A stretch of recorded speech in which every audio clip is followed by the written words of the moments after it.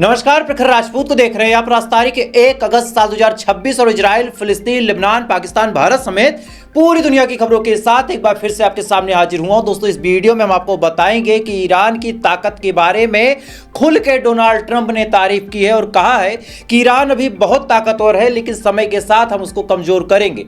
अब ये बात डोनाल्ड ट्रंप ने कही। चलिए, ये बात हम मान लेते हैं कि भाई डोनाल्ड ट्रंप थोड़ा सा झक्की है। डोनाल्ड ट्रंप जो है वो कभी भी कोई बयान दे सकता है, लेकिन इसके बाद डोनाल्ड ट्रंप ने जो काम किया है, इस काम के बाद ये बात कंफर्म हो गई है कि ईरान के आगे डोनाल्ड ट्रंप घुटनों पे आ चुका है और पूरी दुनिया ने इसका सबूत देखा। अब कौन सा सबूत निकल के सामने आया है या फिर डोनाल्ड ट्रंप ने कौन सा ऐलान किया है, इसके बारे में इस वीडियो में हम आपको डिटेल बताएंगे। और साथ ही कुवैत के ऊपर अभी चंद घंटे पहले भी ईरान ने बड़ा हमला किया है। अभी तक कितने धमाके हुए हैं, क्या कुछ हुआ है, उसके बारे में इस वीडियो में आपको डिटेल बताएंगे। लेकिन इस बार का हमला कितना ज़्यादा अहम है, ये आपके लिए जानना बिल्कुल ज़रूरी है। और इस वीडियो में हम आपको इस चीज़ को डिटेल बताएंगे। और साथ ही पाकिस्तान इस समय ईरान के साथ डबल गेम खेल रहा है। जी हाँ, पाकिस्तान डबल गेम खेल रहा है और इस डबल गेम के चक्कर में कहीं ना कहीं ईरान को नुकसान हो रहा है। और कौन सा नुकसान हो रहा है, इसके बारे में भी हम आपको डिटेल बताएंगे। और साथ ही मिडिल ईस्ट में कई सारी ऐसी अहम घटनाएं घटी हैं जिनके बारे में आपका जानना जरूरी है। इन तमाम घटनाओं को हम आपके सामने डिटेल में रखेंगे। और साथ ही दोस्तों, इस वीडियो में हम आपको ये भी बताएंगे कि इस समय पाकिस्तान डरा हुआ है।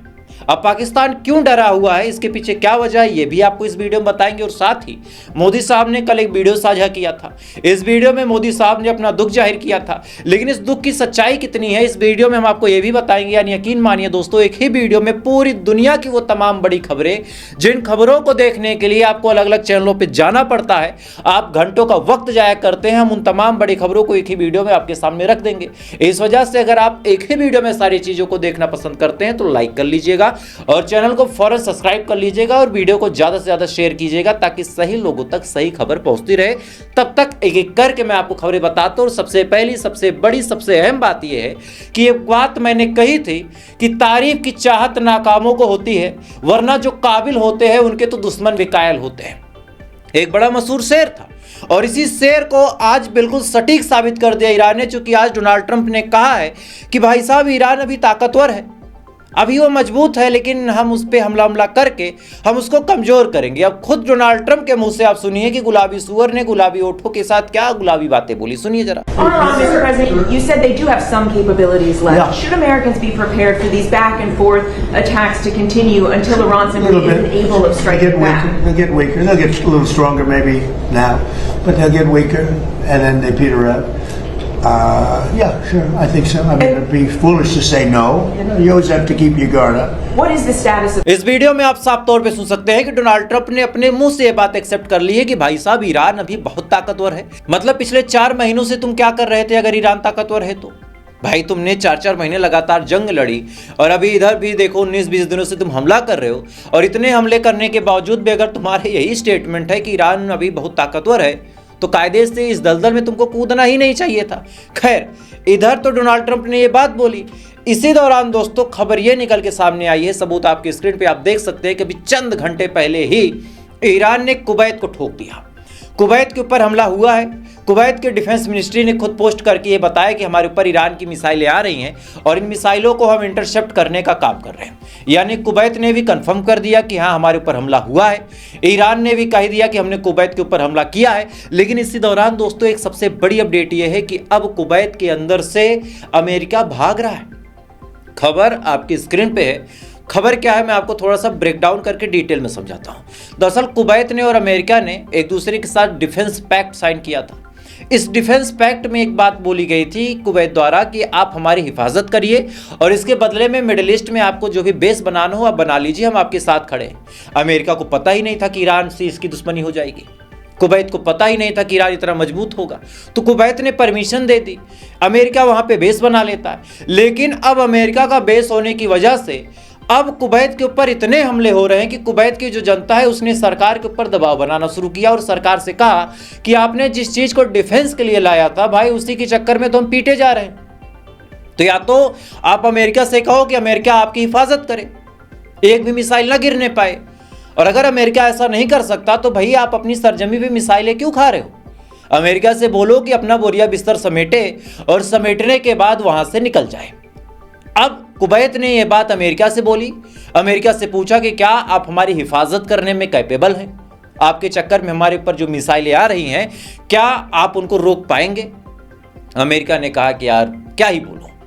इस पे कुवैत ने साफ तौर पे कहा कि अगर आप हमें गारंटी नहीं दे सकते तो आपके पास one and only option remain है कि आप अपना बोरिया बिस्तर समेटे और यहां से निकल लें, यहां से फौरन निकल ले। यानी मिडिल ईस्ट में ईरान के साथ जंग लड़ने के दौरान अमेरिका को अपना 2 बेस खाली करना पड़ा। सबसे पहले ये भाई साहब इराक के अंदर से निकलते हैं और अब खबर आ रही है कि कुवैत के अंदर से भी निकल रहे। यानी अगर ये जंग 8-10 महीने तक लंबी चल गई तो आप यकीन मानिए कि अमेरिका पूरे मिडिल ईस्ट से भाग जाएगा और जो चीज ईरान ने इनसे प्यार से बोली थी, अब वही चीज ईरान इनसे ताकत के दम पे हासिल कर रहा। चूंकि ईरान ने तो इनसे एक लाइन में कहा था कि आप अपने एयर बेसिस को बंद कर दें या फिर उनसे हमारी सरजमी पे हमला ना करें, हम स्ट्रेट ऑफ हार्मोज खोल देंगे, हम आपसे डील कर लेंगे। लेकिन अमेरिका माना नहीं। आज वही काम थूक के चाटने वाला हो गया। अगर वही तुम प्यार से मान के चले जाते तो आज तुम्हारी इज्जत होती। खैर, इधर तो ये तमाम चीजें दोस्तों चले, लेकिन नए नए खिलाड़ी एंट्री मार रहे हैं। सऊदी अरब और यमन के बीच क्या हुआ है आपको पता है?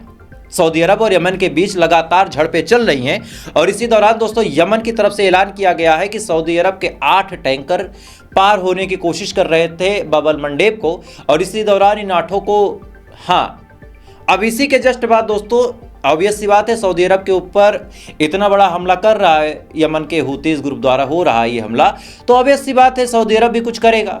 अमेरिका कुछ कर नहीं पा रहा, चूंकि अमेरिका ईरान से ही पीटा जा रहा है। पाकिस्तान ऑब्जर्व कर रहा है कि यार करे तो करे क्या।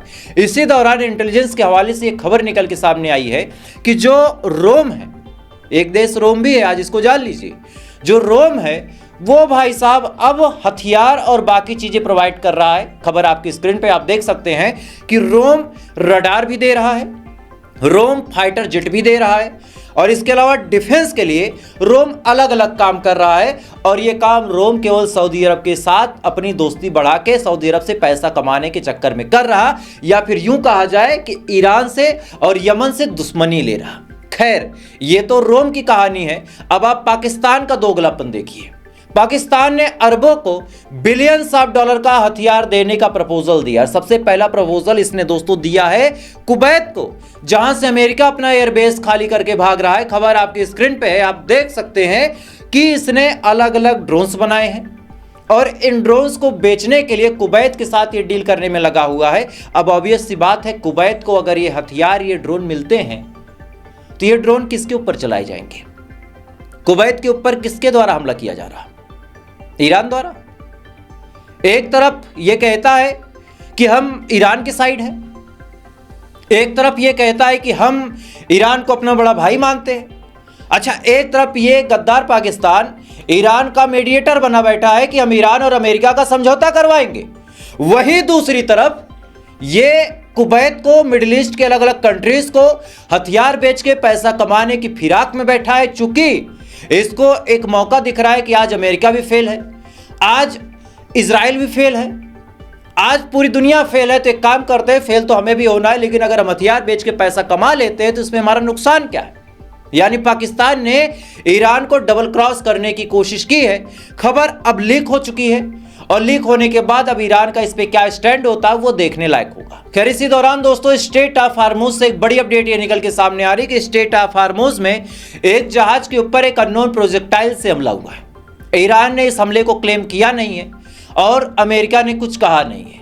तो ये हमला किसके द्वारा किया गया है, क्या हुआ है? ये केवल फॉल्स फ्लैग का खेल है, और फॉल्स फ्लैग खेल का मतलब बड़ा साफ है कि अब कोई ऐसा देश है जिसने जानबूझ के हमला किया है, और हमला करके जानबूझ के नाम लगाया जा रहा है कि भाई साहब ये हमला ईरान ने किया होगा। खैर, इसी दौरान दोस्तों ईरान से भी कुछ बड़ी खबरें निकल के सामने आई। सबसे पहली खबर यह है कि ईरान में एक बार फिर से हिंसा भड़काने की कोशिश हुई है, और सबसे बड़ी बात यह है कि ईरान के अंदर स्मगलिंग के जरिए हथियार भेजे जा रहे थे।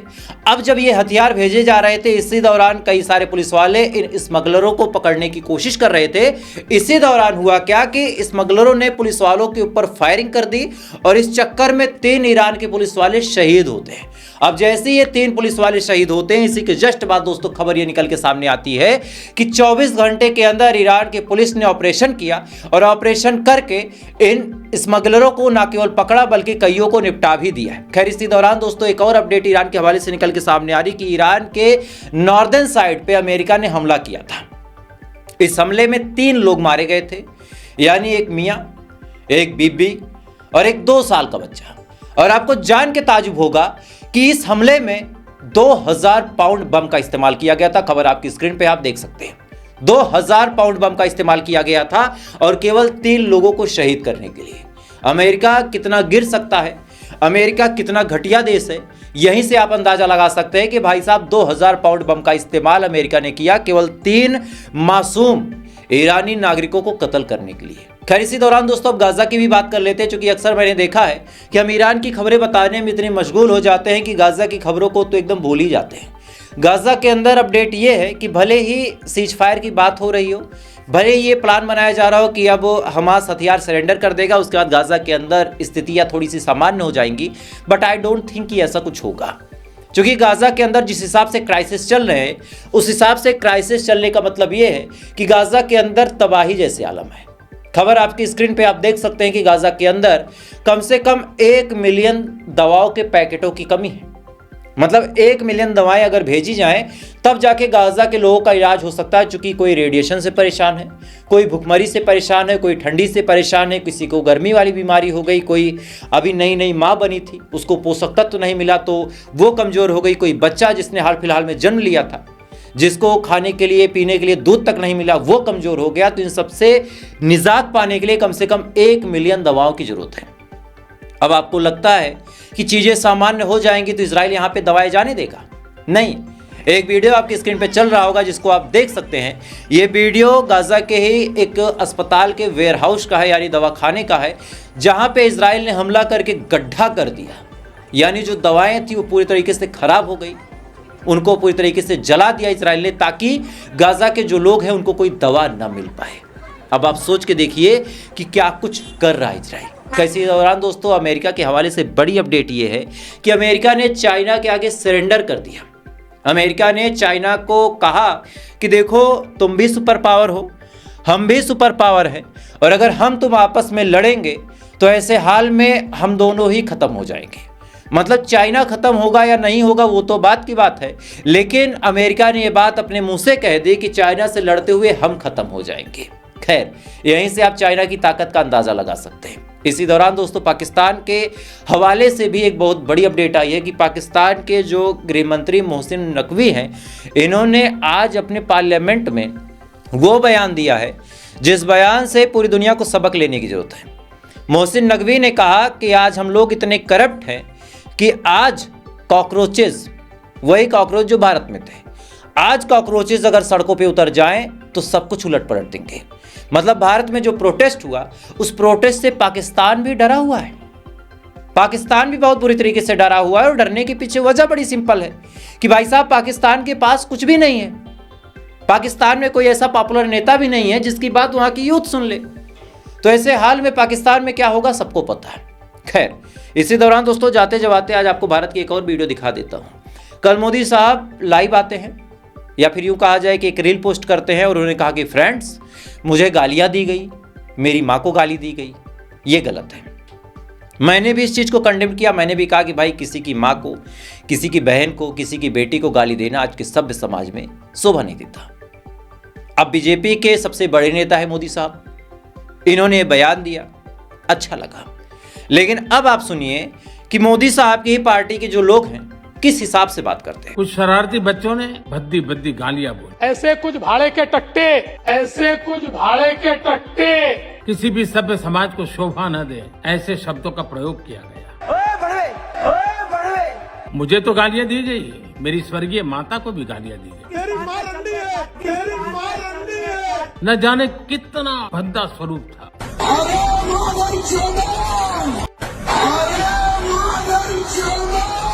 एक कल्चरल शॉक है। क्या करते हो चूतियापन कर, क्या करते हो चूतियापन कर। लेकिन मैं आज बात करना चाहता हूँ, हमारे गरीब देश में ये 50 करोड़ की गर्लफ्रेंड, 50 करोड़ की गर्लफ्रेंड ये कांग्रेस की कौन सी विधवा थी जिसके खाते में रुपया जाता था?